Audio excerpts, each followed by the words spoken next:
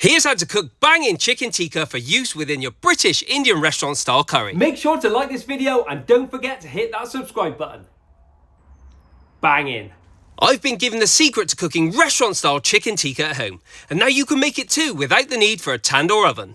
Don't worry, you can find the full recipe and method down in the description along with the link for my garam masala recipe. Let's start by marinating our chicken tikka in our spices, which are garam masala, turmeric, Kashmiri chili powder, amchoor, which is dried mango powder which adds acidity, some fenugreek, optional red food colouring, mint sauce, mango chutney, and finally some yoghurt. Give this a really good mix and leave to marinate for at least 2 hours, but overnight is best. Thread onto skewers, then place onto a rack inside your air fryer drawer and cook it 200 degrees C for 14 minutes, or until the chicken reaches an internal temperature of at least 75 degrees.